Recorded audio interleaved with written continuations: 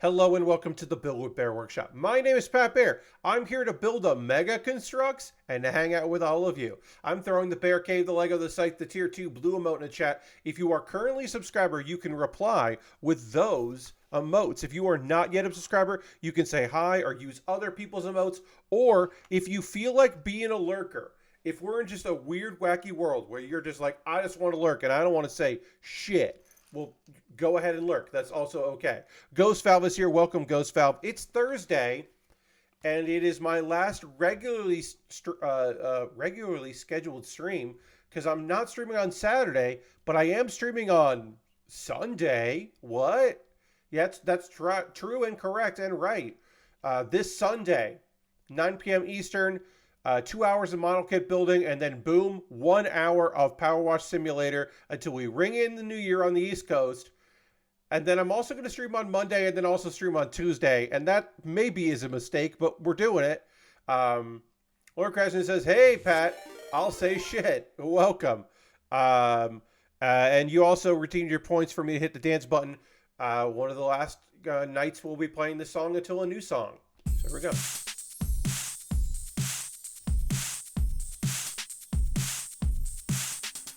It's maybe still kind of Christmas, so we might as well.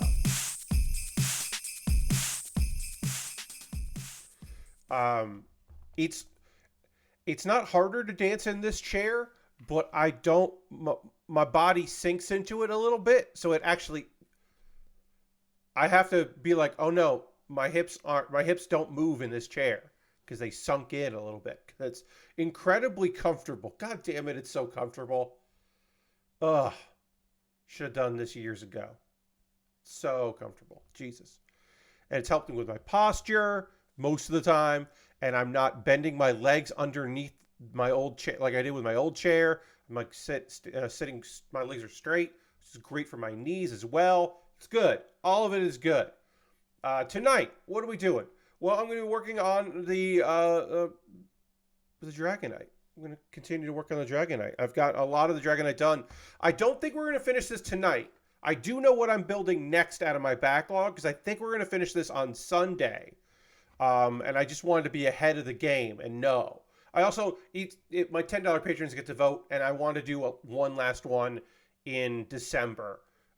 Because some months they don't get to vote as much as others. It's a weird thing to say. The months where more people buy things off my Amazon wish list, there's less of my backlog that gets built, and therefore my $10 patrons who are giving me $10 a month don't get to vote on as much stuff. Sometimes they get to vote on what of the things bought on my wish list I build first, but if they just kind of come in as a trickle, I don't know. I think it's only fair. I just want to check something right quick. Okay, yeah. All right. Also, we're in bonus days here for the rest of this month, which is not into January 2nd, I should say. So it's not just this month, into January 2nd. 25% off new subscriptions and 25% off gifted subs until January 2nd. You can save money helping me get money. Everybody wins. Also, we're 7 followers away from 2,000 followers, which doesn't mean really anything, but would be nice. It would be nice. I'm going to retweet my tweet. Let's see. Let me check my profile here. And I'm going to retweet the tweet. See if we can get a few more friends to join us tonight, because that would be nice. I'm going to put a link in the chat so you can see it if you haven't already. A link to a Google form, which is a poll that you could, if you wanted to, vote in if you haven't already. As we go and start working on this, I will just merely inform you that what is this? Well, yearly, around this time, around Christmas, I get gift cards sent to me. Sometimes from my folks, other family members, Amazon gift cards to be precise. I get Amazon gift cards with the understanding that I will buy model kits with them. I currently have $75 worth of gift cards. And what I do is, the past few years, is I do a poll, in this case a Google poll, where I put together the things that that are expensive. The idea is these are things that I wouldn't normally buy for myself to build on stream because the price just doesn't quite hit correctly. You know what I mean? Like,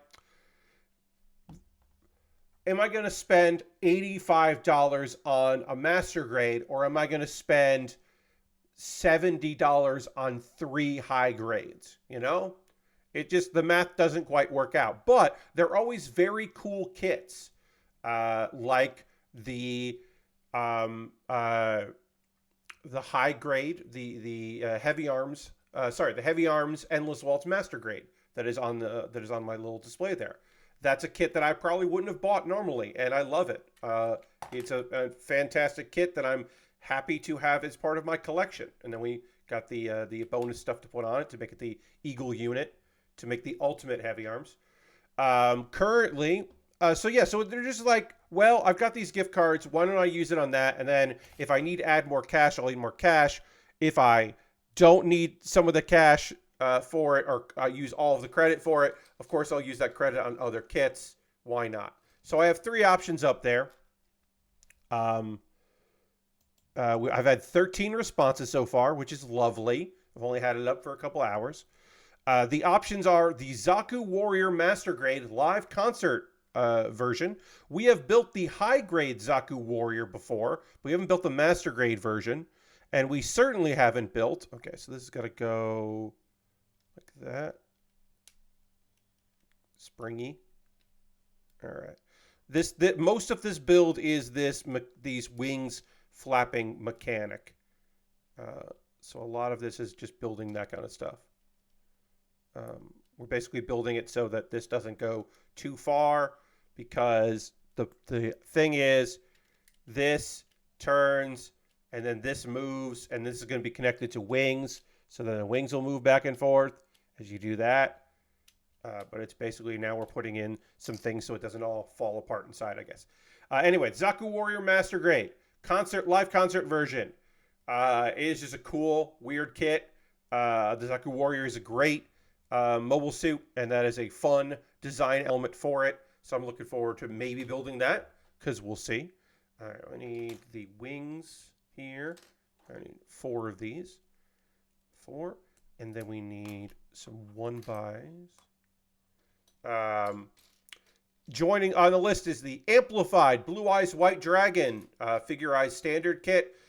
The Amplified means that they went wild with it. It is not show accurate. It is not manga accurate. It is not Duel Monsters accurate. It is just a wild interpretation of the Blue Eyes White Dragon. We have done 1 Amplified before of a Digimon. And then the other one is the Gundam Aerial Full Mechanics, which is 1/100 scale full mechanics. We've done some full mechanics. We've done plenty of aerials. We've never done this one. It is one of the only Witcher Mercury kits I have not built. So, wouldn't mind building that. Some people said you should include the prices. Well, 1, Amazon prices do fluctuate, so it can change. And 2, people are already voting for the most expensive one. The results so far of 13, it's actually, I'm sorry. Because of the 13th vote, we actually have a tie for first place. The tie is between the Amplified Blue Eyes White Dragon and the Zaku Warrior Master Grade. Zaku Warrior Master Grade is the most expensive. Amplified Blue Eyes White Dragon is less pricey than that. And the Gundam Aerial Full Mechanics is the cheapest at only like $55. But has free shipping for Prime users, not Prime shipping. So it will take the longest to arrive of those, which is fine. I don't mind that. And again, prices may fluctuate. They might jump around. The Zaku Warrior is most likely going to remain the most expensive of any of them, because it's kind of rare. It's rarer. But yeah, take a look at that link. Vote if you would like to. Oh, we got 14. Hey, in the time of me talking about this, I've gotten a 14th response, and now the Zaku Warrior continues to be in first place. Again, I did not include prices because I figured people were just going to vote for the most expensive one anyway, and I want them to vote for the one they'd like to see me build.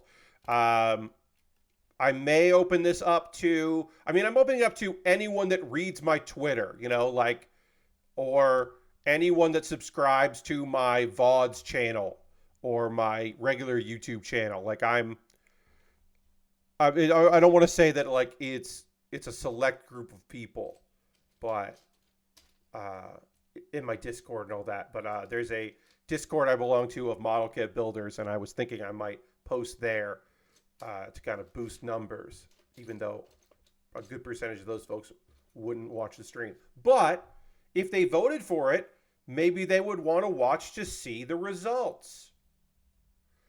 Does the Zaku have a Hello Kitty conversion kit?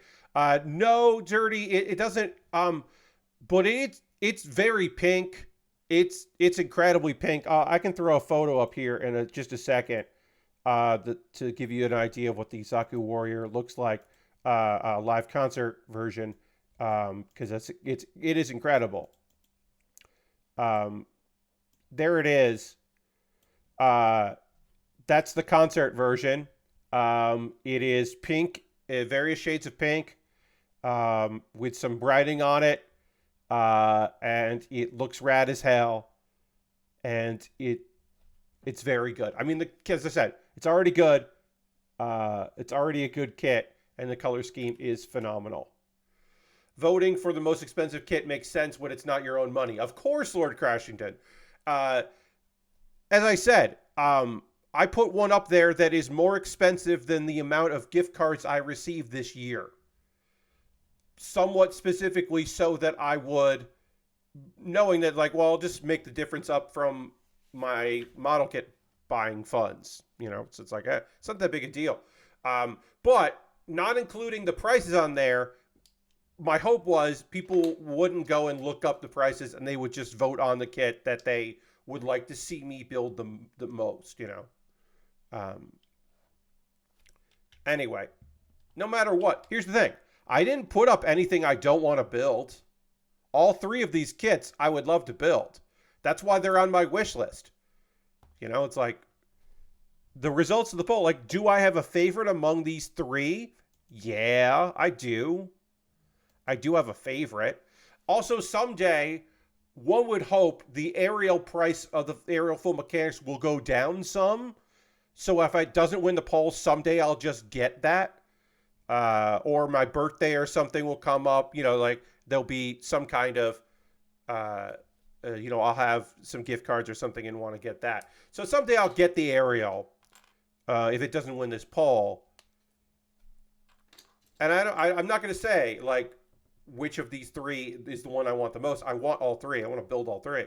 But there is one that I have a preference for. That's fine. Oh, also, if weirdly, in the time it takes for this, during this poll, if someone buys one of these three kits off my wish list, I don't know what I'll do. I guess the votes for it, there's two things I could do if someone buys something off this wish list that is one of these three from my poll. There's two things I can do. One, I can just do a new poll. Two, basically say those votes don't count, and whatever came in second or whatever, or whatever, or whatever came first, and it's fine. So I can do either of those things. I find it very unlikely that someone would, because all of those kits are very expensive, which is the point of doing the poll. But there exists the possibility, since they're still all on my, I could temporarily take them all off my wish list, but it's easier to track them that way. But I guess there exists a possibility that I could just have to do something with that. I don't know. Oh yeah, we're currently at 36 subscribers. The goal is to get to 50. I shut up about that 50. I didn't say that yet, so I want to say that. Hey, you may remember that in 2022, Elon Musk forced out a bunch of people from the company. He was just like, "What if you didn't work here anymore? That would be a good way for us to save money." And a lot of those people, um, uh, basically, um, a lot of people resigned. He got rid of a lot of people, and he made promises to keep certain people. That actually is a little bit of a news. He did keep certain promises to keep some people around, some bonuses to try to keep some, because he couldn't have everybody leave because more people left than he would have thought. Hello, Lashbrook. So then here's the thing. He made a lot of promises, and then he just didn't keep those promises, because why would he have to keep promises that he made when he could instead not keep those promises? And now there's a lawsuit about that, which is great. It's moving forward. Once I find these pieces that I need to find here, I will give you some more details about this. Mark Schlobinger, who is this is fun. This is fun that this is the guy that's putting forth this lawsuit. He is the former senior director of compensation for Twitter. So he knows what the deal is. On behalf of 2,000 current and former Twitch employees, because the people that have stayed didn't get bonuses. The people that have left since didn't get bonuses, and basically promised money. So he's looking out. I need a 1x3, and then I need 2 1s. I have a lot of pieces that are the same color here, so it's gonna take a little while to sort through some of this stuff. I opened all the bags. They were like, open 4 and 5, and then 6 and 7 later, and I was like, I'm just gonna open all these bags. So I have all these bags open. All right, so this is gonna go like this. The judge, and this is U.S. District Court in North California, 3-page ruling saying Schobinger had plausible stated a breach of contract claim under California law. That is key that it's done in California. This makes a lot of sense to do it there. He left in May of 2023, never received his bonus from 2022. Let's see. In addition to ruling the suit should not be thrown out of court, because of course X's lawyers wanted that, and I mean, honestly, like, a fucking course they did. Of course they don't want this to go to trial.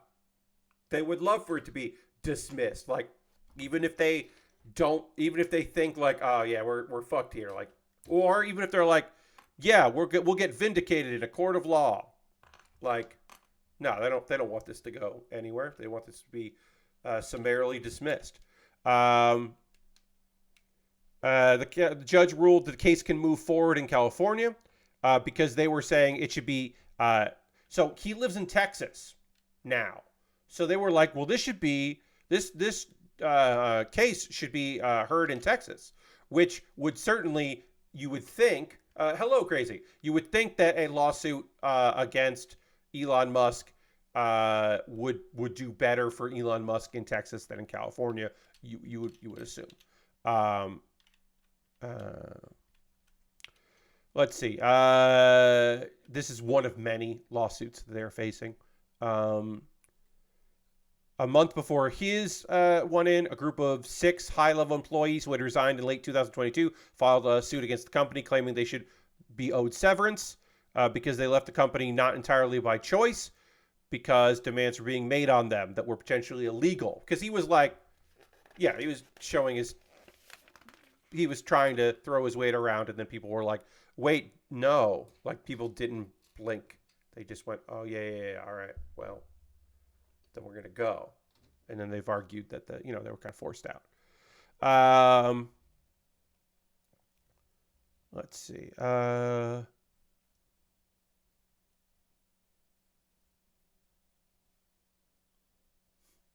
This article was written on SFist, the San Francisco focused website.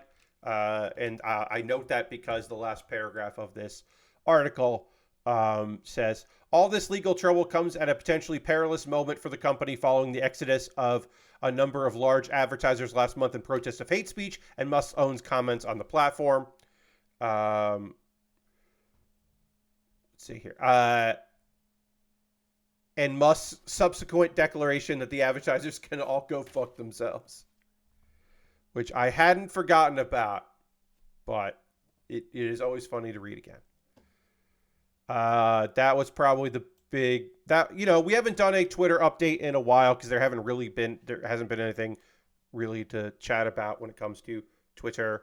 But I did want to bring that up because lawsuits against Elon Musk and co. are fun and good. All right, these are the little pegs that have the slot in them. This kit features pieces that look very similar but are different. And I think that's bad. I think from a design perspective. So we have these, right? These are little pegs here, a 1x1 with a little peg. That's not what we need here. We don't need those. We need the other ones that look very similar. So I'll leave one out just for a second here while I find the other one. Again, I have so much of this color that it will take a while for me to find these. Yes, I need these. Here we go. I need these 1x1s or 1x's that have a peg that are not circular. They're little like snap things. These are, I'm going to get close so you can see. We'll do like this here. These are incredibly similar. We'll just snap this on so you can see it. You can see here. Whoop. If we focus, can we focus? Can we focus? Can we? There we go. You might be able to see here. Come on. Come on. Come on. Focus. I believe in you. There we go. Anyway. There we go. That's what I was looking for. We want this piece. We don't want this piece. They look very, very similar, especially in a photo. So I had to like get the manual out and look real close to it to decide. So that's all I wanted to say. We'll zoom in like that. It's annoying how similar these two pieces are. We need that, and we don't need that. I want to talk to you about AEW World's End. That is a pay-per-view that is happening on Saturday. Which I am not streaming on Saturday because I'm doing my New Year's Eve stream, so I can watch that AEW pay-per-view, which should be hopefully very fun. A bunch of matches got announced or determined on last night's show, and then a few were announced that are out there that will be actually announced officially, like on Rampage. So I don't mind mentioning them. So a bunch of matches for that did get announced. It looks like one match did not get added to... Oh, wait, yeah. There's like one match that didn't get added to the list. Maybe it wasn't official. But I'll go through ones that are on here on Wikipedia. The pre-show. 20-man battle royale for a future AEW TNT championship match. And I believe the language they said was anytime, any place, anywhere.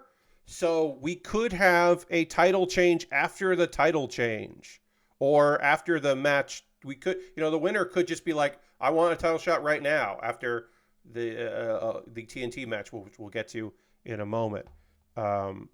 That's possible. Okay, so this is going to be where the wing gets connected. So as this moves around, this will move.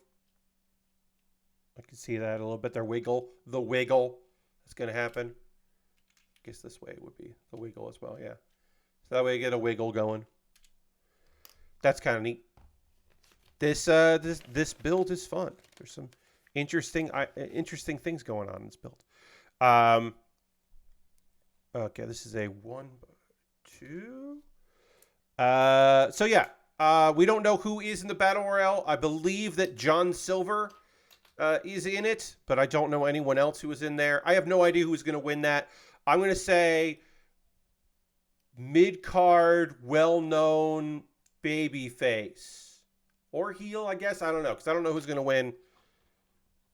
I could see... Here's the thing. If Christian wins, then it would be a babyface that wins this. But, oops, this fell off. But I could also see a... because I just don't see Adam Copeland winning that later match. We'll get to it when we get to it. But this is the wrong piece. I need a 1x3. I need this piece. This is what I needed. I had the wrong piece. Now I have the right piece. Because that needs to go here. Boom. I found the piece I needed. Then I need another one of those. Wait. Here it is. Found it. What I needed. Great. Found it. This is going to go like that. We're building this kit up. We're doing what we need to do with it. The other pre-show match is going to be Hook versus Wheeler Yuta for Hook's FTW championship with an FTW rules, which means there are no rules. It's just a hardcore match because it's the fuck the world belt. So it's a hardcore match. I don't imagine Hook loses that. Wheeler Yuta is still the ROH champion. He is the RH Pure champion. It would be kind of funny. I'll say this. It would be kind of funny for someone to have the Pure championship and the not Pure at all championship. I think that is a funny thing. They shouldn't do it, but that is funny. I need a 1x3 and one of these. I don't know where my 1x3s are because I have too much yellow. Orange. Orange. This is the yellow. That's the orange. Too much orange here. Where are you? 1x3. Where are you? Corner there. I got there. Here it is. Here's a 1x3. Great. I found a 1x3, everybody. Nobody has to freak out. This is going to go here. Put this there. Make sure that I'm doing this right. I am doing this right. There we go. Great. Well, nope, that's wrong. So this is the wrong piece. I need a piece that looks like this, but is bigger. It's this piece. Nope, that's the same. Is there one that is bigger than that? Because the way I look at, yeah, this looks like, a piece that's longer than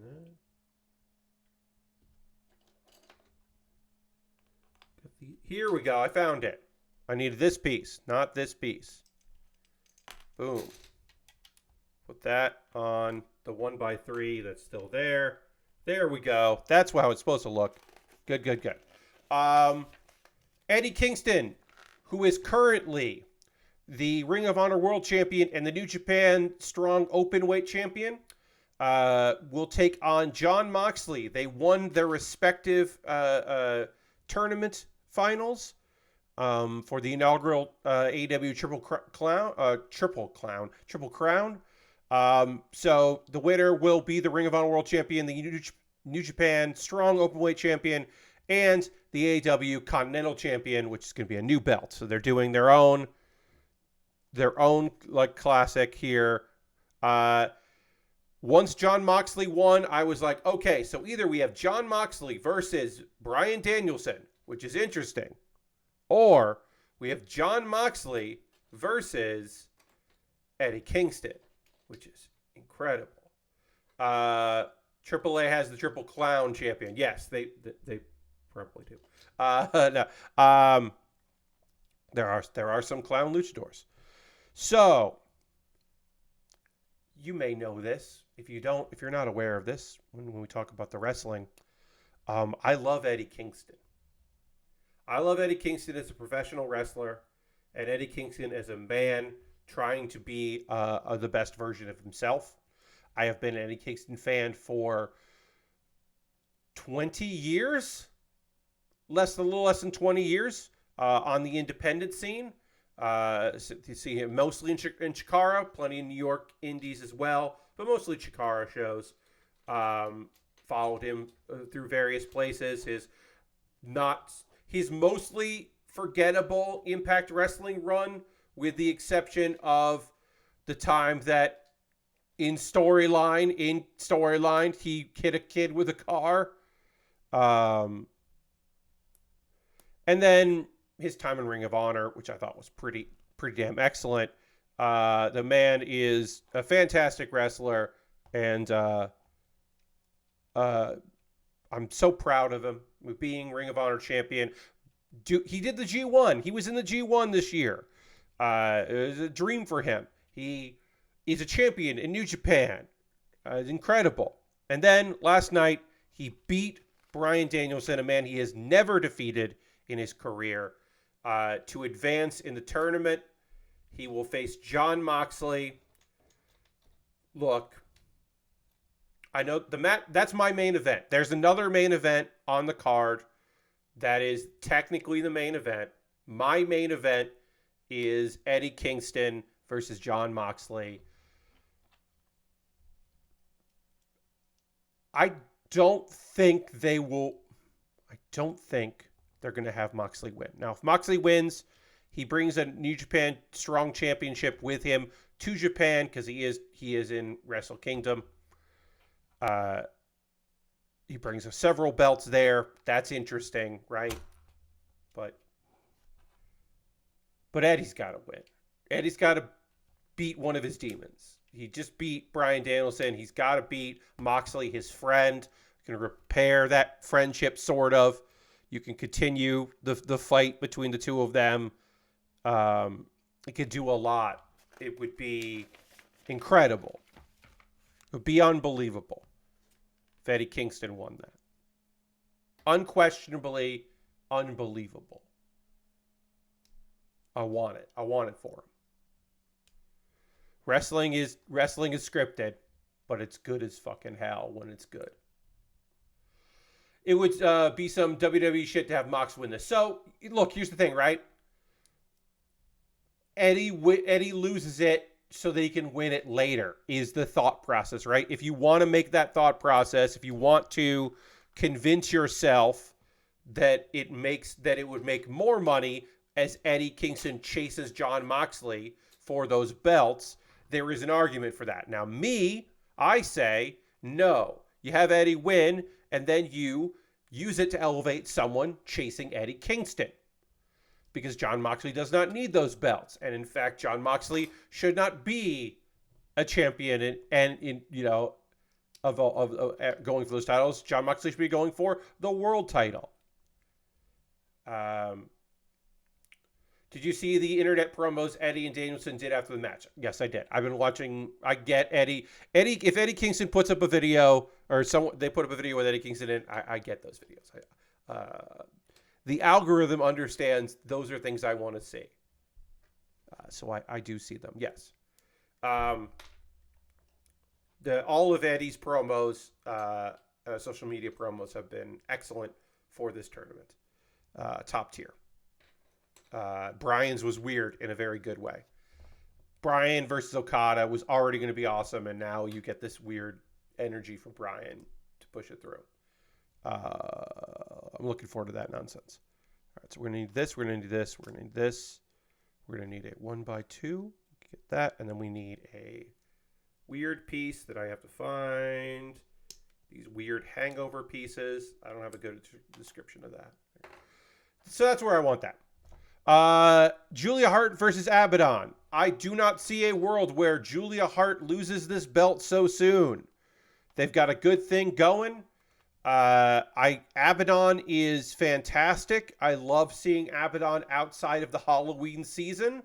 You making use of the young talent here, I think is great. Look, do you want some more established talent in and amongst them? Yeah, sure. It's certainly always a good sign, but having some young talent around certainly makes me happy. I'm happy to see this young up and coming wrestling crew get performance time. I hope they get some time for this match. But I see Julia Hart retaining. Now, normally I would say Toni Storm, one of the best things in AEW, by far, one of the best things going in AEW. Normally I would say that there's no way that she loses, but there are two things making me think she might lose. Three things. One, Tony Khan, a lover of ratings, a guy who cares too much about ratings, knows that Riho is a ratings mover. People like to tune in to see Riho do shit. So there's that one. Two, there's Toni Storm doesn't really need the belt, and her shenanigans leading to her losing the belt could be something that propels her story forward. That could be interesting. So you can get an interesting story about her dropping the belt. And three, and this is the smallest one, this means the least. Riho will appear for Tokyo Joshi Pro Wrestling on the 4th of January in a match. She could take her AEW title with her. It would not be the first time. Early on in the years of AEW, in fact, we had Thunder Rosa defend her title in Tokyo Joshi Pro Wrestling. Again, it's only happened once, but it has happened. There is some precedent for that. So I could theoretically see a world where that's exactly what happens.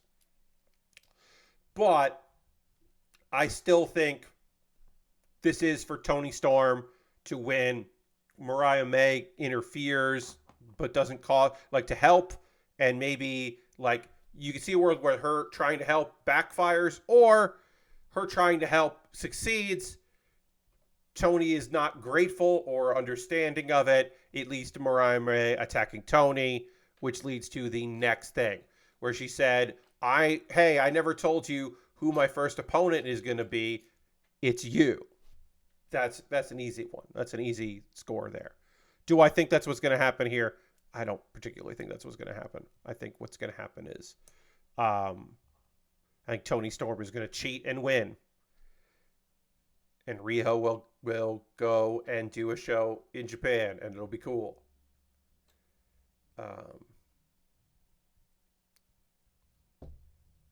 else do I need? Sorry, my brain shut down there for a second. That happens now and again. I need a 1x2. I got that. I need 2 of these clamp pieces, which I just had in my hand. And I need 1 of these. Get everything I need. So I can build these things. Where is it? It's not that. It's the small stack of these. Here we go. I need 2 of these. I got them. Oh God, this match. The 8-man piss break match of the night. And I hate saying that because it involves a wrestler I admire and love. Ricky Starks, Big Bill, and Takeshita and Powerhouse Hobbs representing the Don Callis family, with Don Callis, of course, versus the reformed Le Sex Gods, Chris Jericho and Sammy Guevara, Sting, and Darby Allin. So, hey, here's the thing, right? I don't think this is going to be Sting's first loss in AEW. Revolution is his last match, is going to be at AEW Revolution. We don't know who that's going to be against. We know who it's going to be against. Do I think that they are going to have him lose this show as his first loss? No. So that means he wins. Does he get the pinfall? I don't know.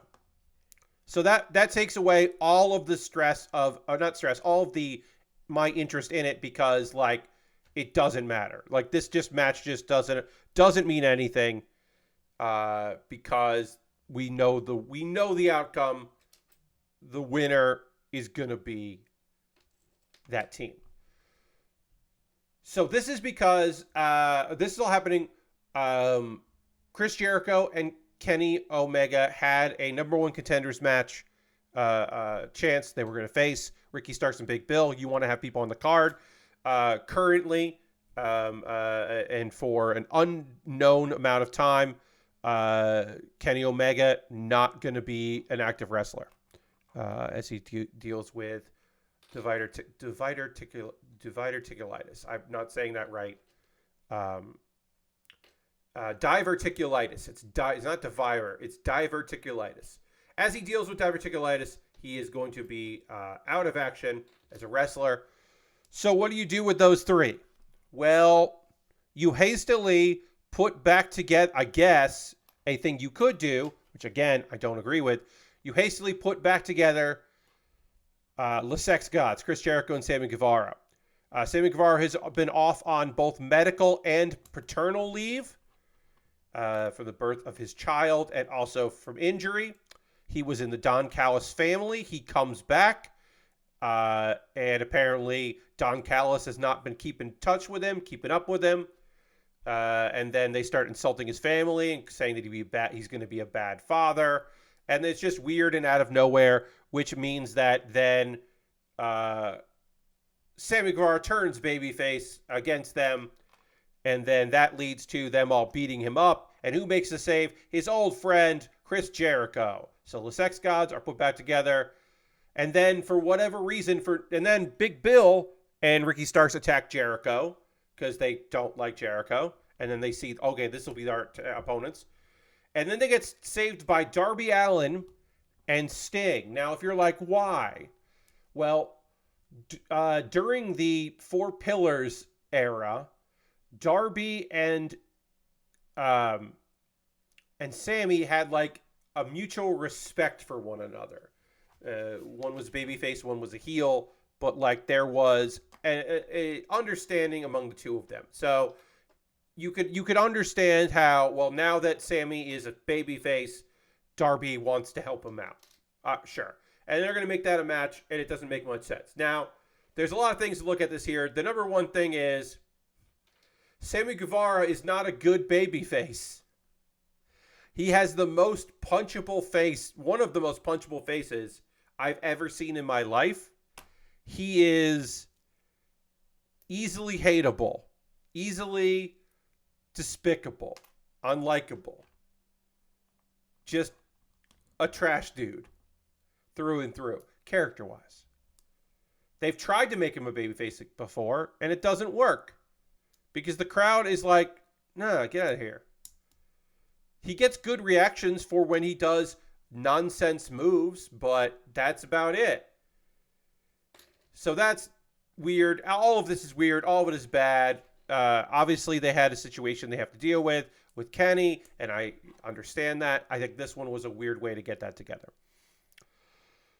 Christian Cage versus Adam Copeland, a no DQ match for the TNT Championship.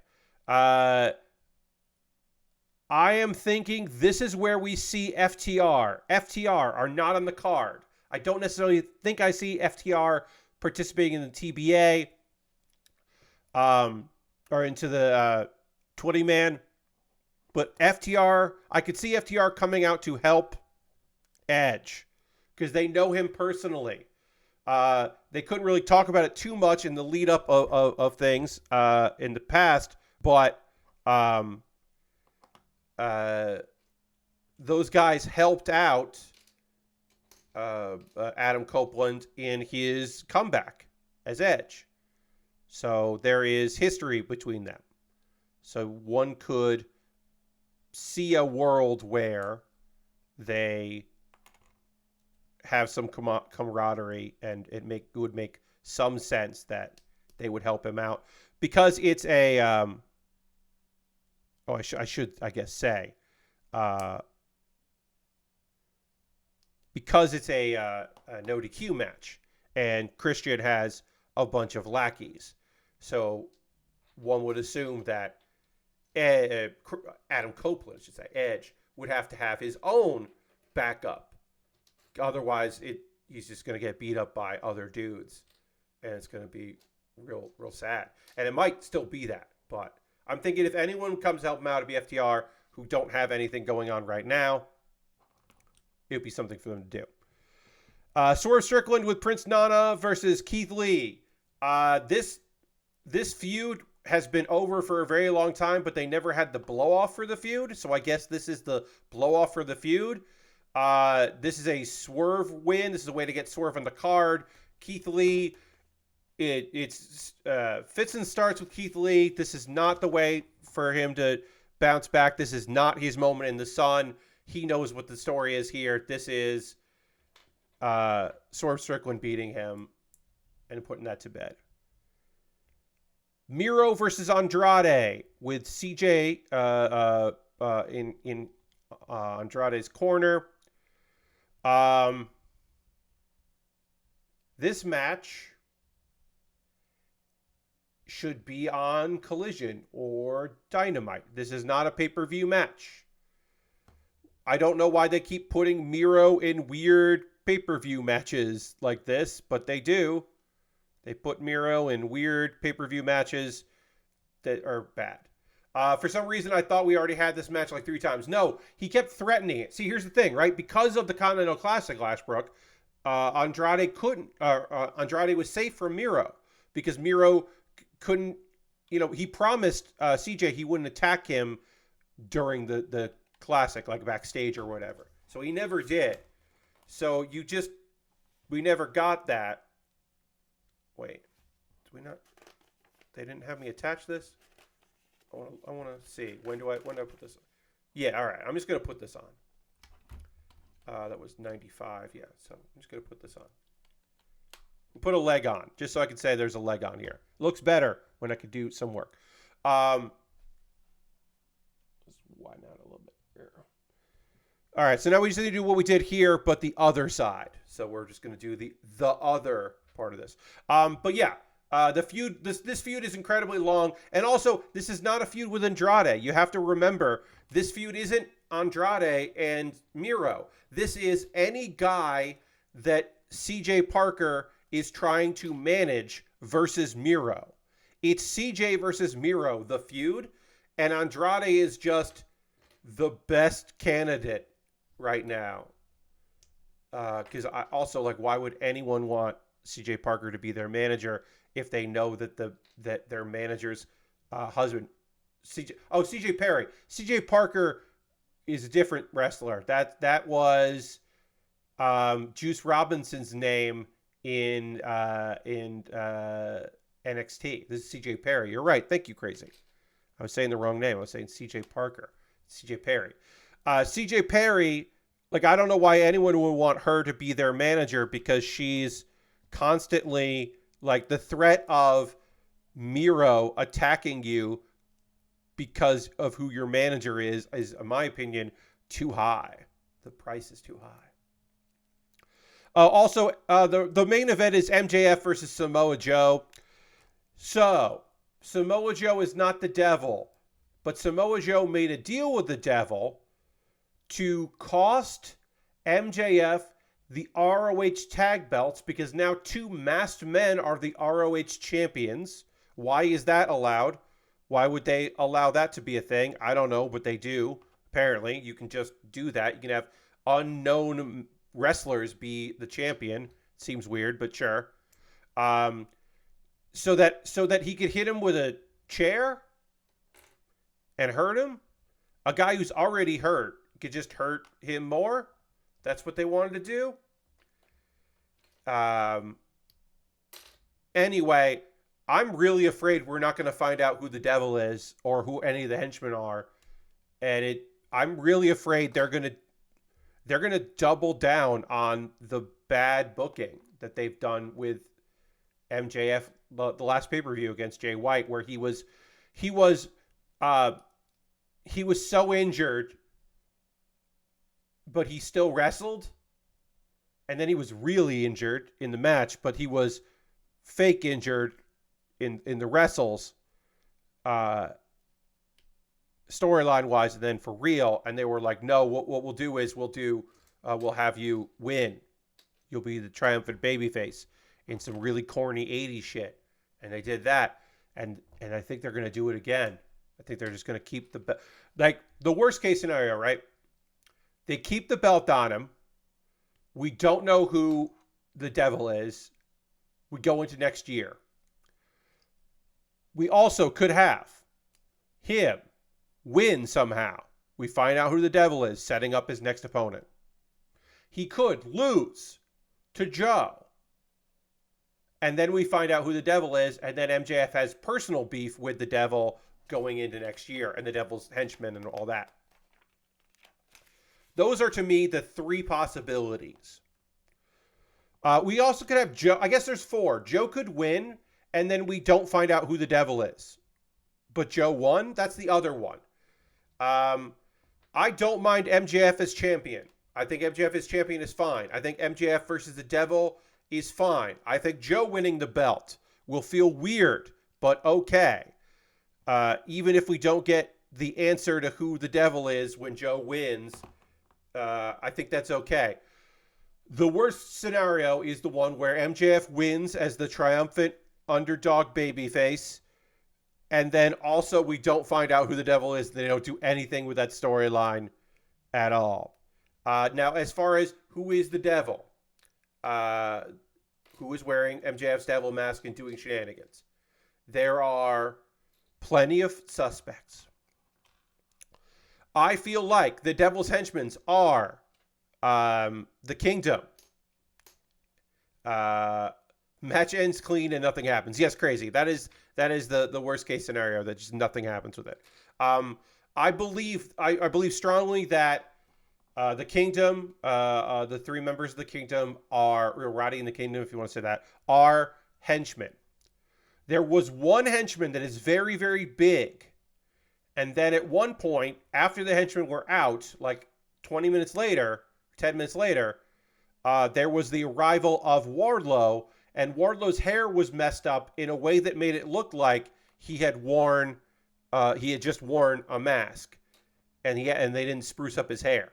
Now that could be like there are little things like, oh, there's real glass or fake glass that was used, and they say real glass, so that means that it's Jack Perry. And like there's a few other things that people people are speculating maybe Jack Perry is going to be the winner of the TNT Battle Royale. There's some speculation there. That's a way to bring him back into the storylines and stuff. I don't know for sure. I couldn't tell you how that's going to go, but that's a possibility. I need these things. I just used them. So you think I would know where they went.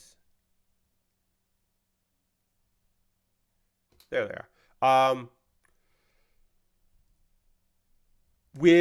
So I don't think Roddy Strong is the devil. I think that's not a good way out. I wouldn't want him. I don't mind him being a henchman, but it shouldn't be the master plan of Roderick Strong.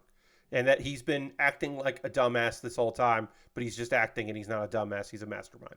I don't love that. Adam Cole did all of this. This was always the plan, was to weaken him. It doesn't make sense why he is the one that said that Max should tag with Joe.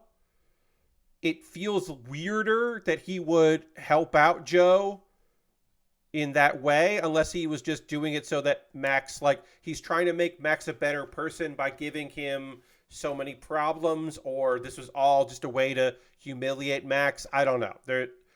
That one, like, I think is fine, but it doesn't work as well for me as some other thoughts. The funniest one is that the person behind all of this, who's the person on camera all the time, this whole time, that all of this is a setup from Britt Baker, I think Britt Baker as the devil is the funniest thing. Britt Baker put together a crack team of people who hate MJF, the Kingdom, because of them taking away Adam.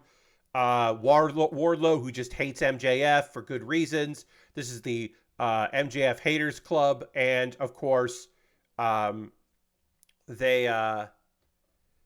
she's been behind the scenes here because, you know, you can bring in the legit injury. Being friends with him hurt Adam Cole physically. He was on his comeback with his career. He's been sidelined again, and his girlfriend is just fucking pissed off at MJF for doing this and does this elaborate thing to punish MJF. That to me is very funny. If Adam Cole and this whole thing turns out to be NXT Black and Gold versus AEW Originals, I don't think that's what we're doing here.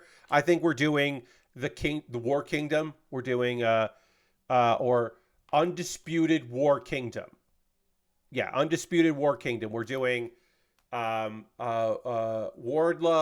the Kingdom, and the Undisputed. Kyle. Is Kyle back? Is Kyle back and ready to go? Can we bring Kyle back in for more Undisputed? I don't know if I don't think he's in a place to return to wrestling right now from injuries. But maybe Kyle O'Reilly is back and ready. I don't think it's Brett. I do think it's Adam. Look, there exists a possibility that this is... Wednesday makes it less likely, in my opinion, that it was a plot between MJF and Adam Cole. Like, all of this was subterfuge. It doesn't make any sense that it was that. But there's always the possibility because... Here's the thing, right? They're like, it can't... When you say it can't be, the thing I always say is it can because wrestling is bad. Wrestling is not always bad, but wrestling is often bad. So when you remember that wrestling is often bad, then it could have been MJF this whole time. I point at Aces and Eights. Aces and Eights is an Impact Wrestling group. They were masked men. They were doing dastardly things and beating people up, and then they would get revealed, and some of them were wrestlers who weren't part of the company, but eventually people, friendships were tested and partnerships broke up because we would reveal more and more members. And then because they didn't know who was going to be in it, like shit that didn't make, like people got beat up.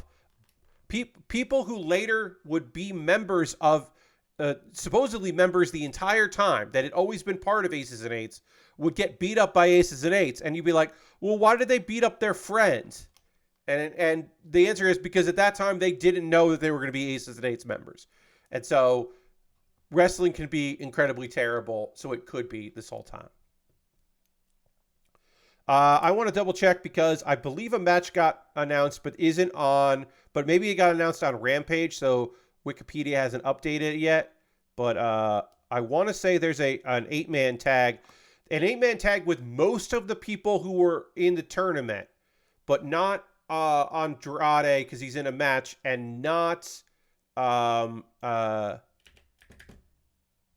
obviously or not Jay White. I think Jay White's not in it, but it's like faces and versus heels, and I think Danny was on the faces side. Danny Garcia, who is pretty much a heel, but was getting some face. Yes, okay. Yeah, okay. There is a match. It is not currently written on AEW or on the Wikipedia page. It is Claudio, Bryan Danielson, Mark Briscoe, Daniel Garcia versus Brody King, Jay White, Jay Lethal, and Roosh. So it's 4-on-4. Who is not in this? Okay, so it is Jay White. Andrade is in a match. Who is the other wrestler that didn't end up getting in this? Because they were in the tournament. Who's not in this tournament? Claudio, Brody, Daniel, Roosh, Jay White, Swerve. Swerve isn't in. Okay, because Swerve's in a match. So it's everybody who was not in the tournament, or who is in the tournament, didn't win, and isn't in a singles match. Is in their own match together. That's okay. I guess that's okay. It's heels versus a babyface, 2 tweeners, and a heel that I guess is also a tweener. I don't know. Sure. That could be an okay match. This pay-per-view is coming together. It'll be all right.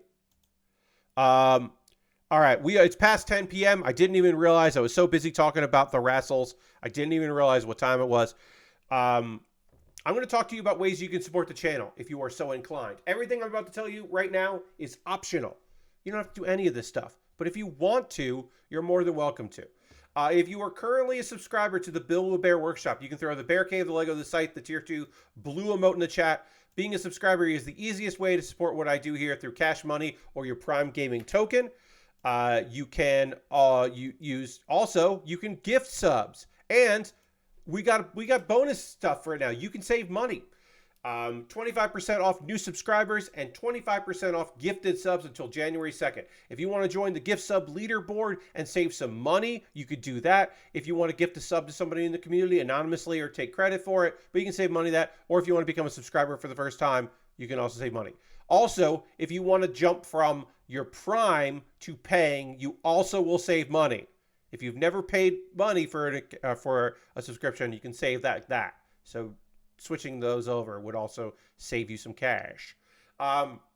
Bits and coins also always appreciated. There's no sale there now on that, but if you wanted to, you could.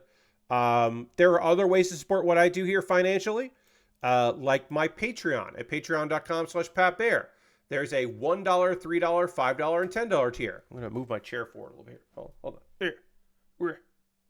There we go. There's different rewards for the different tiers. Every single tier gets access to my Q&A videos.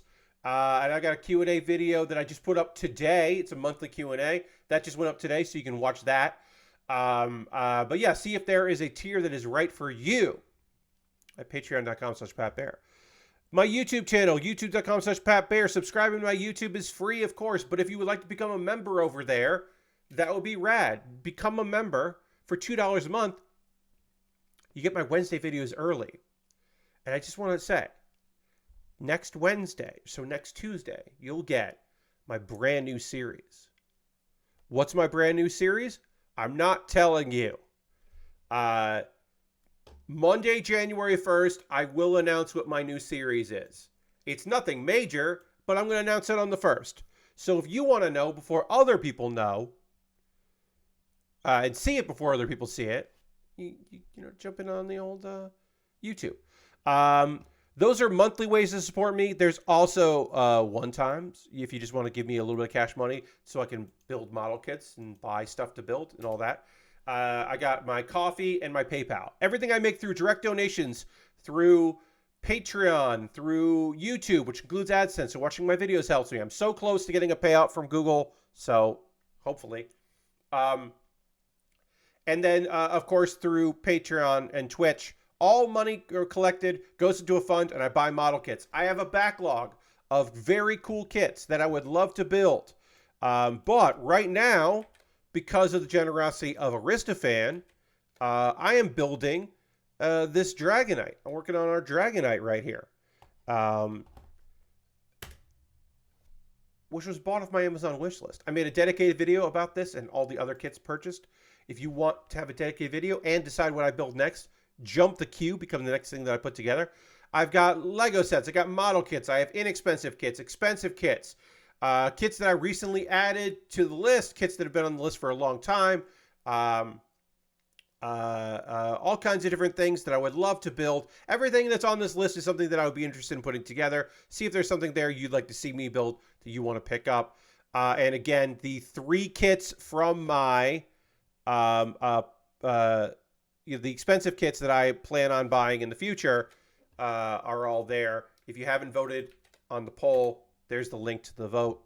If you want to have a say in what kit I build in the future, you can do that. I'm going to click on my version of it because I want to see how we're doing with it. Yeah, that's looking good. I just want to check the results of this poll, which I'm going to do right now. Because I've had new responses since I last looked. Currently,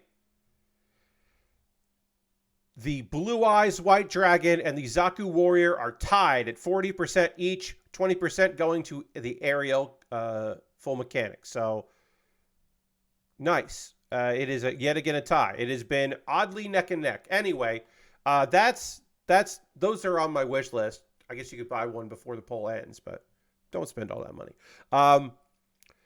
My alternative to Amazon is Throne. I have a Throne wish list. It is nice to have an Amazon alternative. People say they want that, so they got that.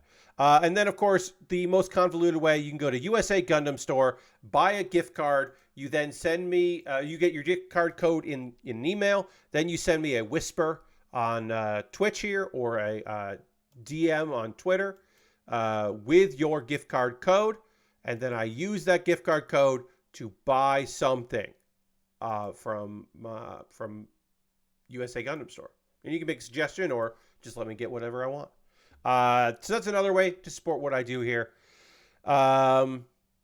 If you want to support me and not spend any money, well, why not hop in the old Discord? I post build photos at the end of every stream. People post stuff they're working on. People post stuff they just think would be neat. It's a nice little community on Discord. You're welcome to jump in there if you want to. A couple things for you to check out. You may have seen my recording of Pat Bear's Anime Club that I did on Tuesday. That's going to go up on my YouTube on Monday. That was almost 3 hours of me talking about anime. It's pretty good fucking video. The most recent that's up is my top 10 list. If you want to know what my number 10 anime of the year was, what some runners up were, why some certain things weren't on the list, or you can watch the video. If you'd rather have a written version of that list, you can find that here on my co-host. Check that out. And then Baerly Rehearsed is an ongoing video series where every week I write and perform a piece of comedy that is barely rehearsed. I do rehearse it. This is Clean Slate number 4. It is my last video in the series. Next week I'll have a new video. Here are all of the ideas that didn't get made. Some of which I think are good and would have gotten made if I kept doing the project, but it's a year-long project. And including the idea that led to a video that I shot, but then replaced with last week's, which was about the guy at the pizza place who really wanted me to eat pizza more often and didn't seem to understand why I wouldn't want, if I liked the pizza, why I wouldn't want to order the pizza more often. AKA a very annoying and weird conversation that I had to make a video about because it was so bonkers that I was like, I kind of have to talk about this. Let me just see something real quick here. Oh, that's nice. So yeah, hopefully watch that. That's the last one. I'm going to click on that one second here. Just want to see how that, I haven't looked to see how that video is doing.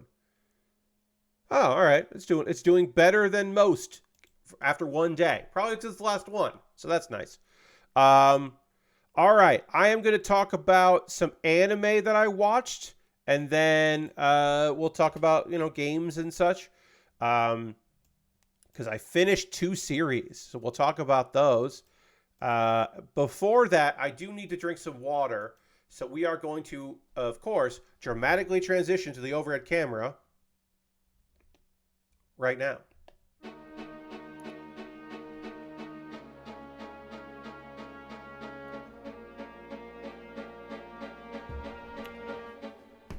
Oops. Hold on. Back in just a second. I am going to go to this. One of my lights moved and I have to adjust it by standing up. And I don't want to do that on camera.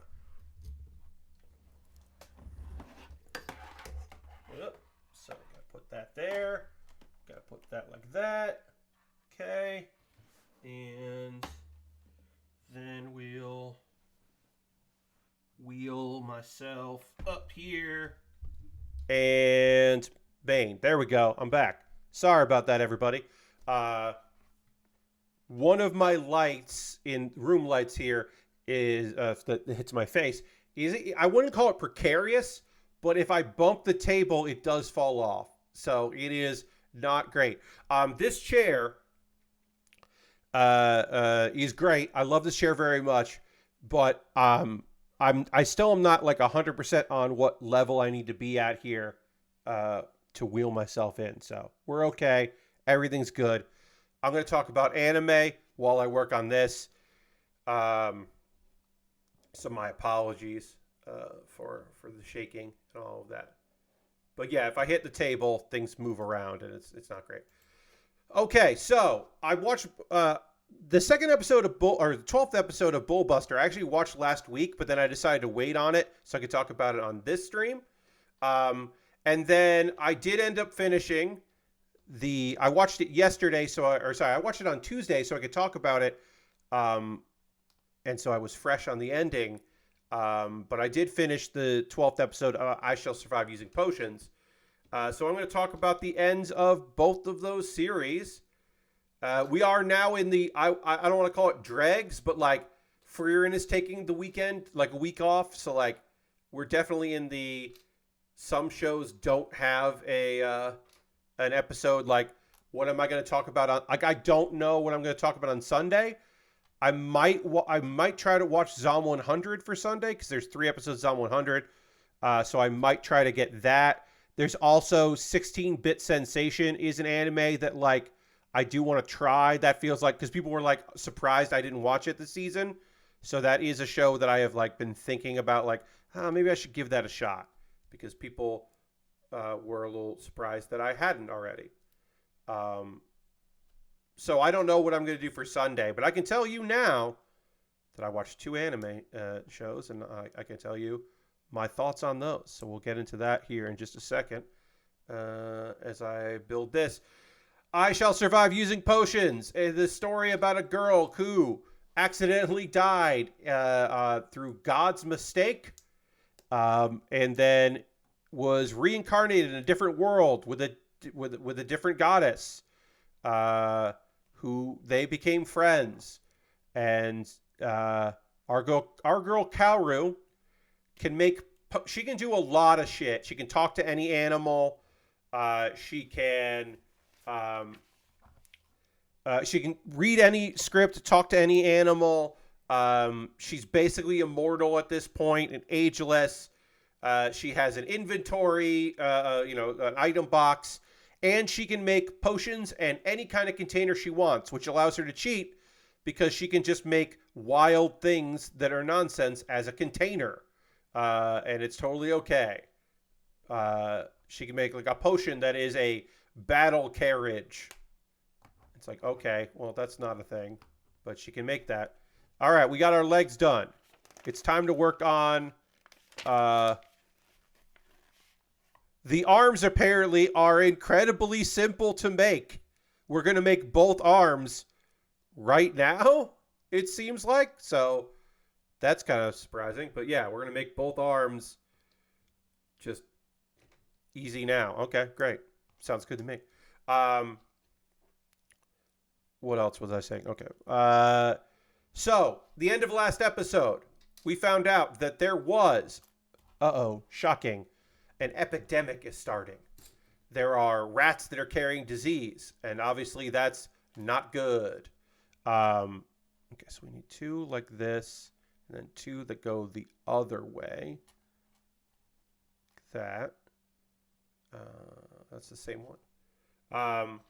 So our girl, like if she was thinking selfishly, Kaoru would just disappear into town, lay low, not do anything, right? Because a lot of people are sick, people are dying.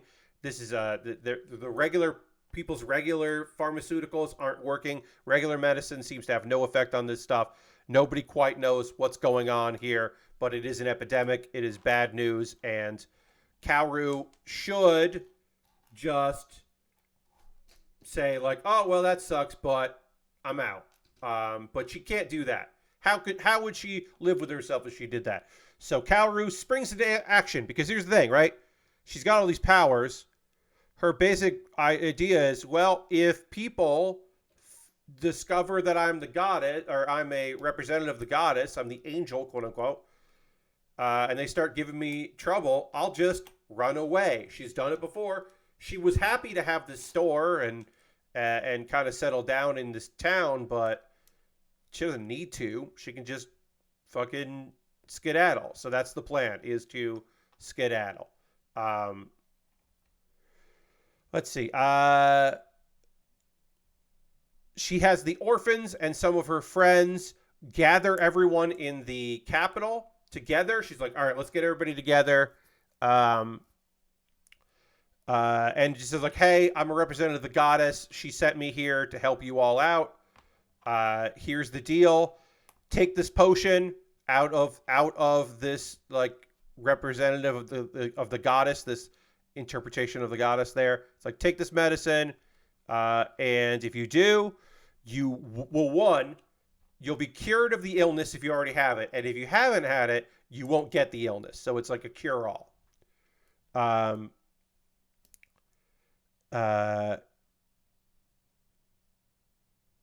She sends one of the nobleman that we met in the last episode. She sends that nobleman whose house has been in trouble to go give medicine to the king, because of course the king can't come. The king and the royal family can't come where all the commoners are. And she's like, hey, this will help you out a lot. You're going to get bonus points for this one. So she's helping out people. A noble shows up and is like, immediately a noble is just like, get out of here, commoners. I'm taking over this operation. And then she uses an explosive to send this dude out and just be like, you get the fuck out of here, guy. Like, what are you trying to pull? So that is instantly taken care of. And basically everybody they're like, also, if you need to take some stuff home, take it. It's fine. She makes 2 of the goddess statues that gives out this medicine. Everything's going to be good.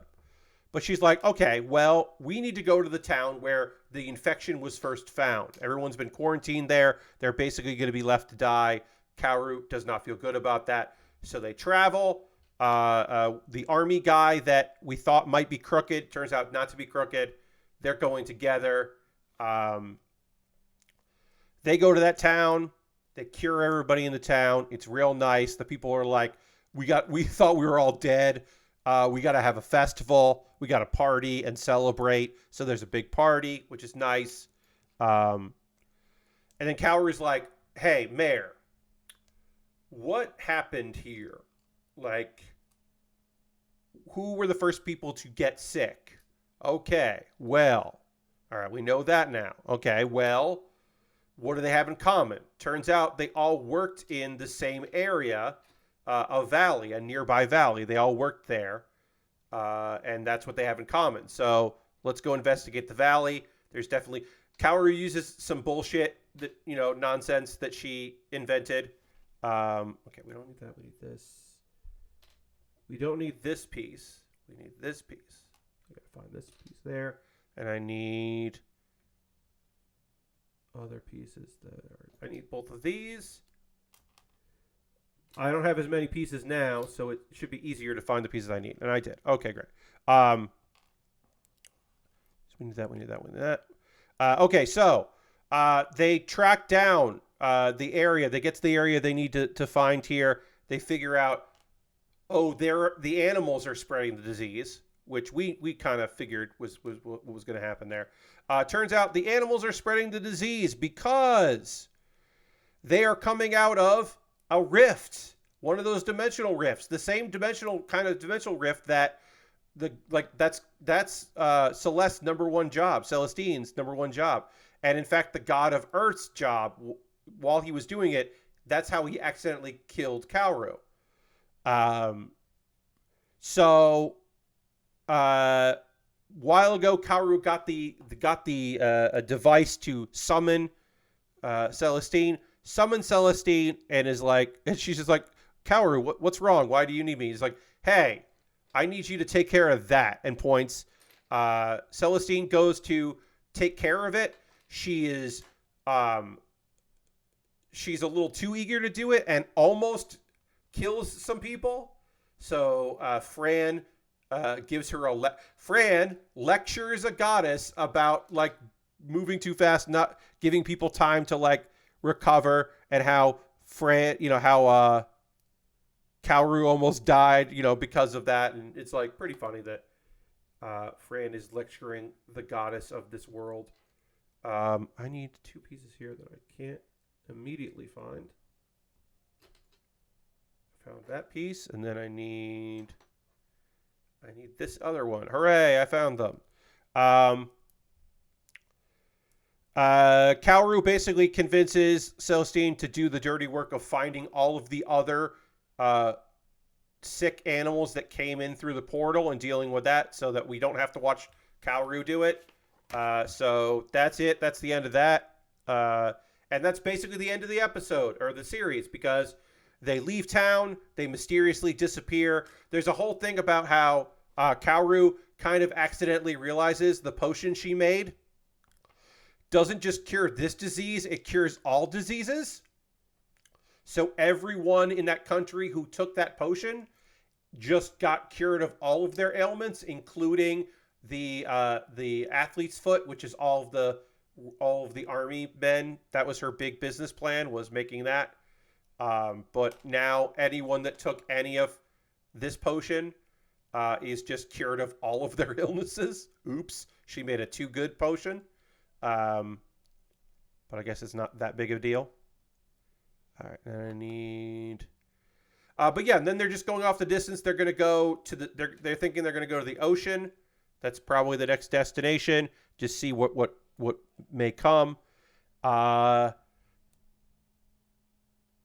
We get, more with the horse that she can talk to, Ed. And that's about it. That is pretty much the end of this series. It was fun. I really enjoyed it. Is it the best anime of the season? No. Definitely not. I Shall Survive Using Potions is not the best show of the season. Should you watch it? I think so. But you know me, I'm a weirdo that likes weird shit. So I don't know. You might not like it. I certainly did. I think it was really fun. Your mileage may vary. You may say, Pat, I don't know why you suggested that I watch this show. I don't like isekai or silly shows. Sure. But like I said, I think it's fun. I had a good time watching it. I like an overpowered main character that is not, a justice-oriented nonsense person, like a non-harem show that is pretty silly at times. I think it'd be pretty fun. I enjoy it. I don't think we're going to get a season 2. I liked what we got. I would be happy to get more, but I don't necessarily think we're going to get more. So I am understanding that it is nice to get what we got there. And maybe I'll track down the manga for more stories. I don't know if there's more stories, but there's probably more for me to enjoy with it. And so that is my thoughts on I Shall Survive Using Potions. I like it. I need the little nubbin that goes on the top here. Let me find this nubbin. Here it is. I found it. We might finish this tonight. We got a half an hour. I thought for sure that you know what it was? I didn't think that the arms were going to be so easy to build. I thought for sure that we would, that I would be wrapping this kit up on Sunday stream, but instead we're going to start a model kit on Sunday. Yeah, but I thought for sure that we would be wrapping that. I mean, there are some page. I guess there is the big tail. I should say there is a tail here, so we might not be finishing this up. We have the tail and the wings. I shouldn't get ahead of myself. When I was looking at how many pieces we had left, it's not that many, but I guess I shouldn't get ahead of myself. There exists a possibility that this will take more than half an hour. So we are making good progress on it, I'll say that. Harold's here. Welcome, Harold. Thanks for stopping in, my friend. Bullbuster. Again, another show that I don't want to say was the best show of the season, because it wasn't, but it's a show that I liked quite a bit, and I think is pretty fun. Yeah, I think Bullbuster is a good time. Episode 12 of Bullbuster. Again, I watched last week, so I'm going to have to refer to my notes because I don't remember all of it.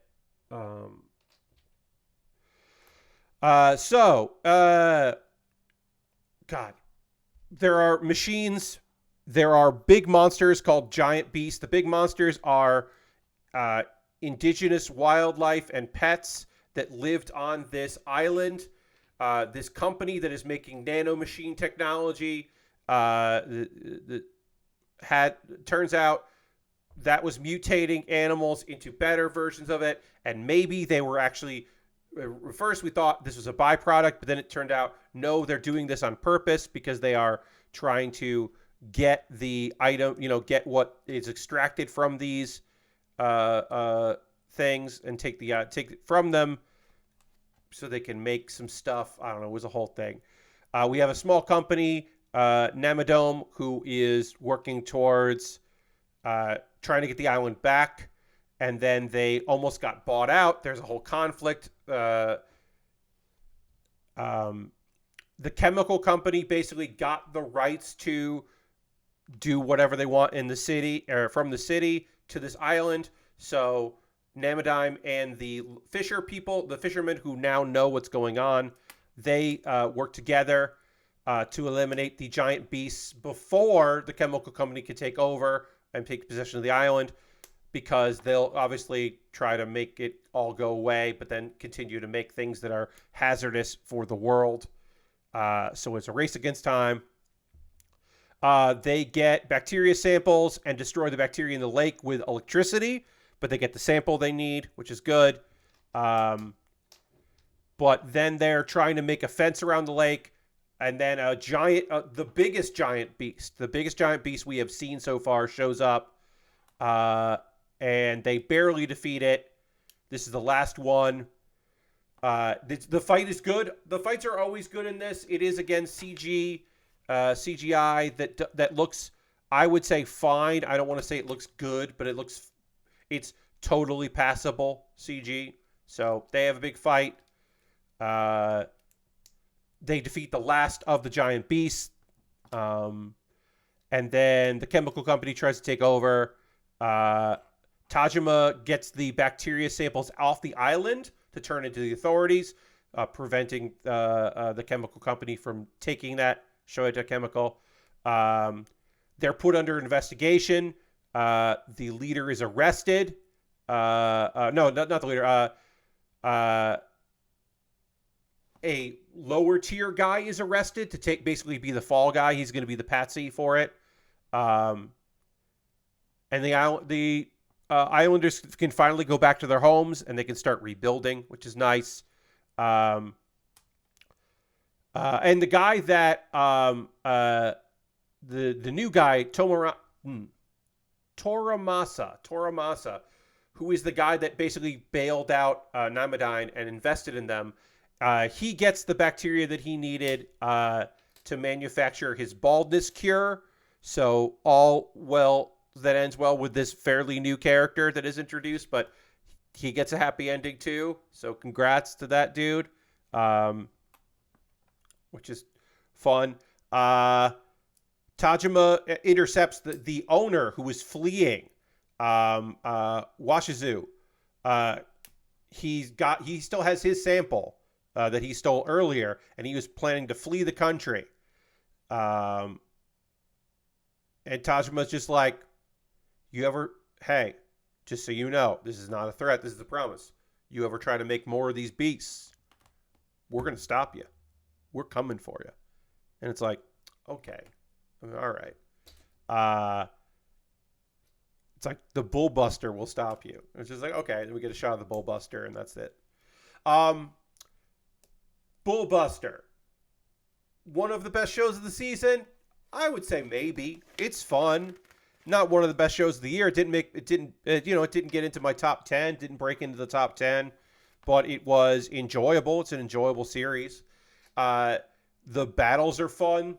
The characters are fun. The fact that it is I've said this now a couple times. Excuse me. But it still to me rings true. The fact that this show is about a small business just trying to get by and make a difference in their local community. And the difference they're trying to make is make it so people can go back to their homes after giant monsters have attacked. And the way they do that is with their giant cool-ass mech. Or mechs, I should say. That's pretty fun. It's pretty great to me. I think that is a great, weird little story. It's not perfect by any means, but it's fun, and I liked it. And I think you might like it too. That's Bullbuster. It's good. In Tuesday's video, which again will go up on my YouTube channel on Monday, I talked a lot about a bunch of anime, previewed a bunch of stuff for next season that's coming out, found out while talking about some stuff that I hadn't seen on the list before that I got excited about because there is some good-looking anime coming out next season that I'm excited about. But what I want to hear from you right now, friends, is what are you playing? What are you watching? Did you go to the movies over the week? You're on vacation. You catching up on some TV stuff. You watching some sports. Watching any wrestling. What do you got going on? You playing any video games? I don't know why I started playing. I do know why. I've started playing Persona 4 Golden with mods again. New Game Plus. I currently just saved kanji. That's where I am in the game. I'm doing which I did not do in the previous run through that I streamed a bunch of. I didn't do any sports. I'm doing a sport thing this time because I want to get the achievement. I don't care about achievements, but I kind of want to get the achievement for. This tail does not really want to stay up. It kind of does. I guess it does like that if you do it have him sit up. But I want to get the achievement for reading all the books. And you only get, there's a book, at least one book that you only get from completing the sports social link. So I want to do that. So I did that. I've been playing that mostly Hearthstone every day. I'm taking a break because I hit a bug that fixed itself, but it was annoying me for a while.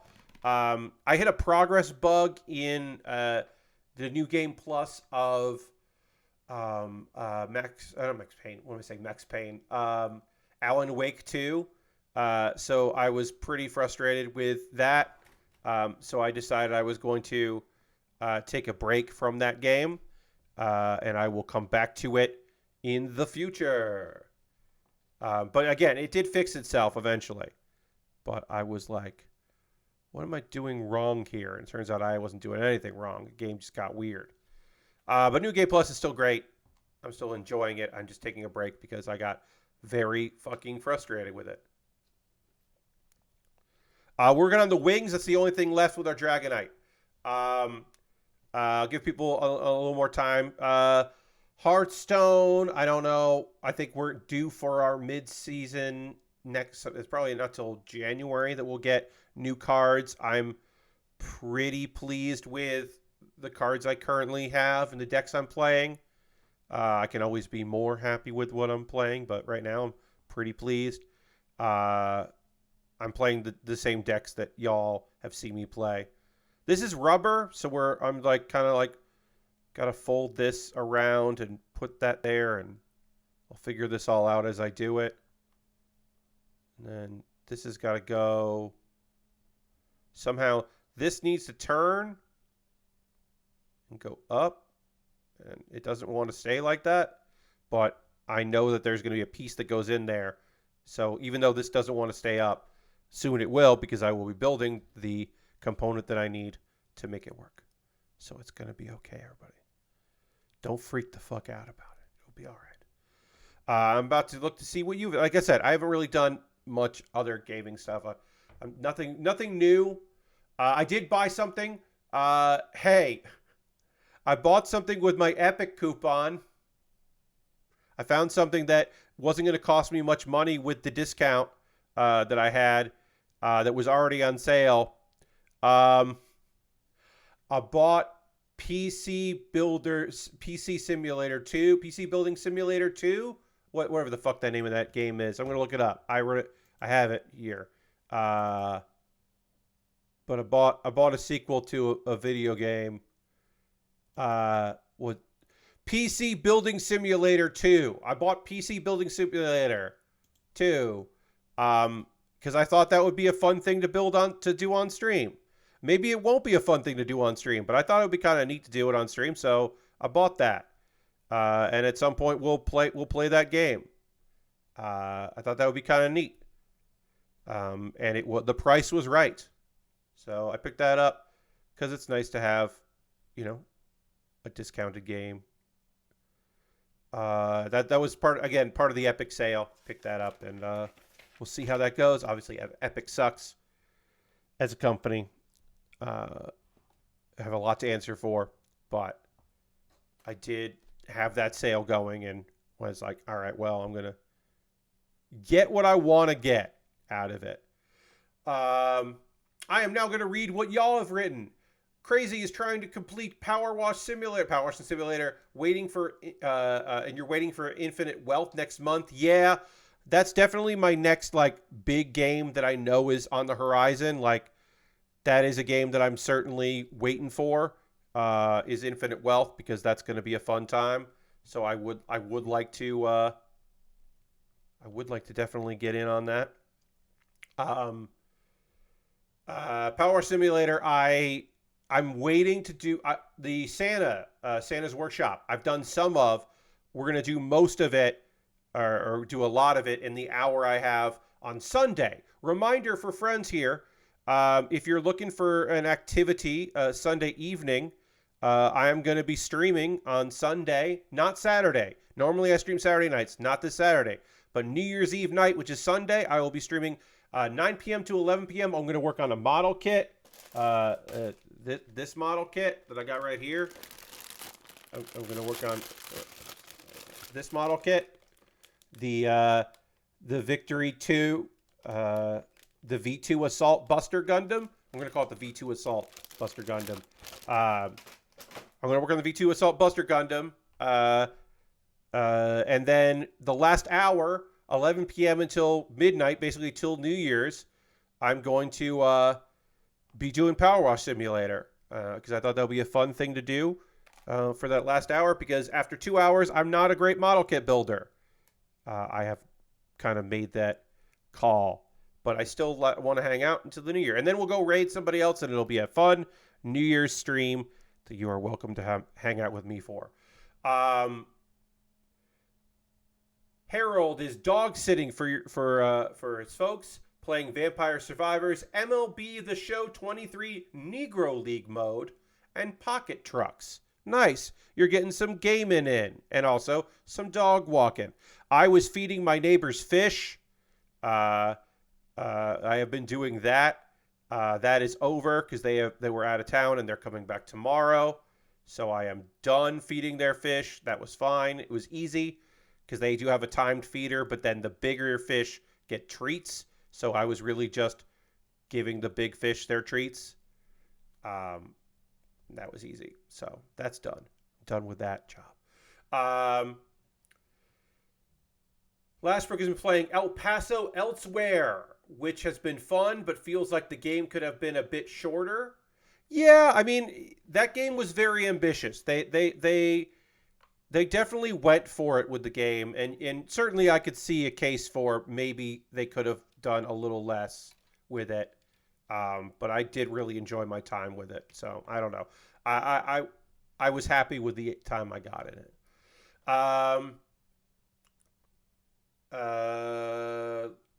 Let's see.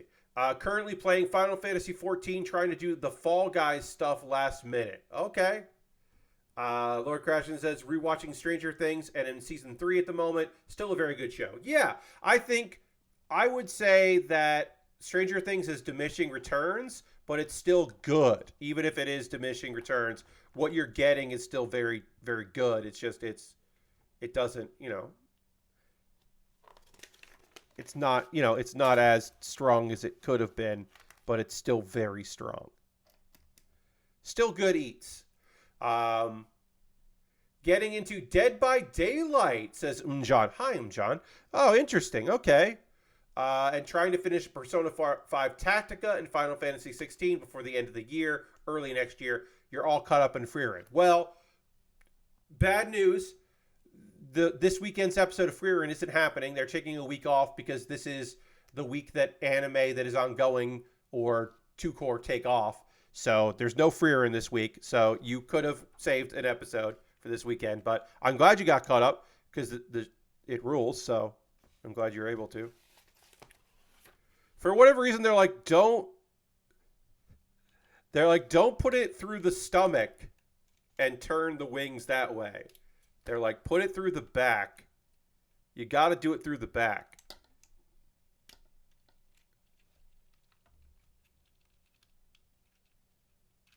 This doesn't... I don't think this is a good gimmick. I mean, there exists a possibility that I did something wrong, but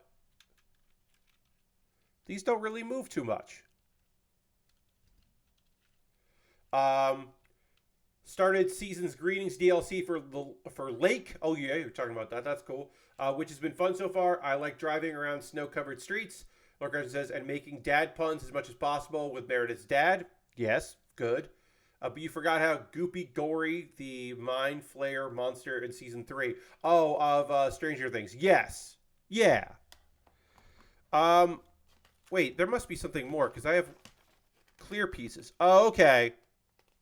All right, I know what this is. So, apparently, they want you to buy them all. They want to sell this.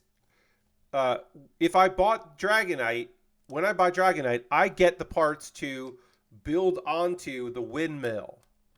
So I can build on the windmill and then put Dragonite on the windmill.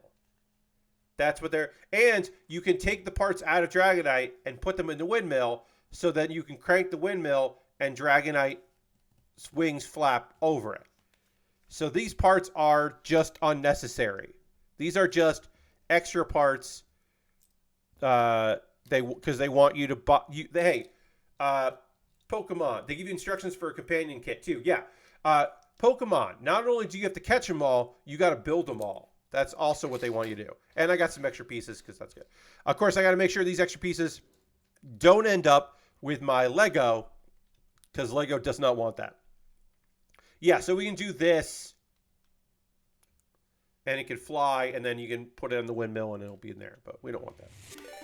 Jam just subscribed with Prime for 71 months. That's so many goddamn months. Let's throw the Bear Cave, the Lego, the Scythe emote in the chat. And thank Jam for their continued support. 71 months is so many goddamn months, Jam. Thank you so much for that. That's so awesome. Yeah, I didn't think we were going to finish this tonight. I thought for sure we'd finish on Sunday, but we did finish Dragonite. Dragonite has been built. Here's Dragonite. Now you know the kit to add to the Dragonite. No, Lord Crashers, I don't know that because I don't want to build those. I do know that, but I don't know that. I don't know the next time we're going to build a Mega Construx, but it'll be a while. It'll be, I think, a good while before we do some Mega Construx again.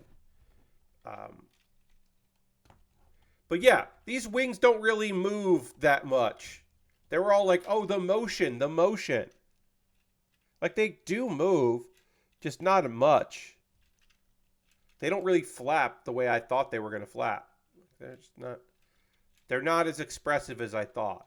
They're designed interesting. I like the build of how to put the wings together. But yeah. I mean, it's a good doof, right? Here's the thing. Is this Dragonite a lovable doof? It is. Especially if you open the mouth all the way. Closed mouth, still a doof. Open mouth, bigger doof. It's still a goof friend. This Dragonite is still a goofy friend, and that's what you want. I want my Dragonite to be a friend that I built. I want it to be a silly, good time friend. And it is. That's all I can ask for, is a silly, good time friend. And that's what this Dragonite gave me. So, mission accomplished. Yeah, and then we did the quote-unquote best of the, almost a Doge Dragonite. Indeed. We did the best of the not Lego, right? Mega Construx is the highest. We've done now several brands. Ufoy, which was not good. The one that was the Halloween that was okay. Mold King, which are the best of the things I can only seem to find on Amazon. Knockoff things, those seem to be pretty quality. And then Mega Construx is certainly in a league of its own. I will say none of these pieces felt bad, but sometimes going together did feel a little bad. So, you know, a mixed bag. And then I can tell you what I'm working on next, which is the V2 Assault Buster Gundam. That's the next thing that I'll be building. We're going to start that on Sunday. Remember, no stream on Saturday, but on Sunday we're going to start this kit. So we got a couple minutes here. We can, or not a minute or two, we can just take a look at some of this stuff here. I do have to take a photo of this after the stream is over. I got to open up all this. We got some nice gold. Got some nice gold pieces here. The kit looks awesome. It's a fun-looking mobile suit. It's got, of course, a bunch of stickers. We got a lot of color-correcting stickers because it's the V2. That makes sense to me. I'm not mad about the amount of stickers that's in there. This is a kit from the year 2015, so like not too old. You know, 15, it's still old, but it's not terribly old. The instructions don't have any English in them, but you can, or they have some English, but not a lot. But like, this isn't going to be impossible to follow. I'm not feeling bad about this. And the V2 Buster Gundam, or the V2 Assault Buster Gundam, looks great. Oh, that's right, because you can choose which way you want it to look. You can throw in all this, or you can do the plain old version. But we're gonna make it look. We're gonna use all the gold, and make it look rad as hell. Because why wouldn't I do that? This is the Victory 2 Assault Buster Gundam. We're gonna call it from this point on the V2 Assault Buster Gundam because it's just be easier. A lot of weapons, a lot of cool gold, awesome looking shield, shoulder mounted weaponry, love that. The gun that is not held in the hand, the gun that is held to the side, that's awesome. There's a lot to like about this kit, and I'll be working on it soon. Give you an update. Anybody vote here? Nope. Still at 40%. A tie. The Blue Eyes White Dragon is currently tied in my poll, along with the Zaku Warrior. Gundam Ariel in third place. I'll be plugging that, that poll on YouTube. Not YouTube, Twitter, trying to get people to check that out. I'll put the link in the chat one more time for people that missed it. Give me 1 second here as we wrap up the stream. Yes, what expensive kit should I buy? You can vote on what expensive kit I should buy with Amazon gift cards right there. And that is going to do it for tonight's stream. We're going to wrap up there. I hope everyone had a good time. I did, but I hope you did as well. I hope you had fun as I finished this Dragonite and talked about wrestling and nonsense and anime. We're gonna raid. That is how we end every stream around here. Is we end with every stream with a raid. We're gonna go hang out with some other people that are doing cool shit out there with good communities, nice people. That's always the plan. No stream on Saturday. Remember, no stream on Saturday. Next stream, what? Sunday, 9 p.m. Eastern. So come hang out on Sunday at 9 p.m. Eastern next time.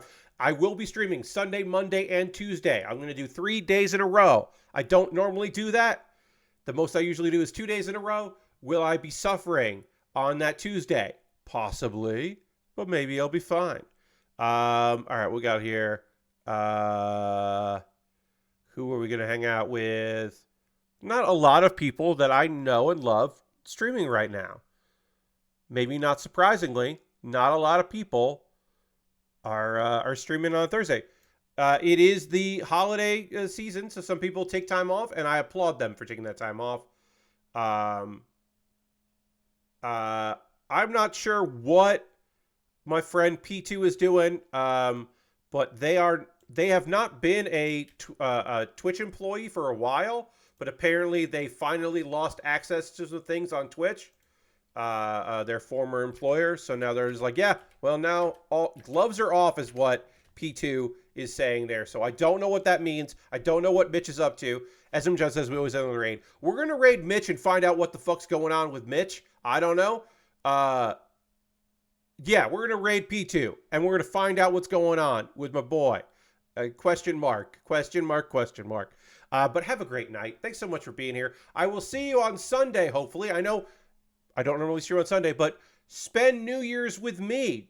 Start 2024 right by hanging out with me as I build a new model kit and then start working on Power Wash Simulator for an hour and then ring in the new year. That's the plan. I'll see you soon. Goodbye, everybody. Goodbye.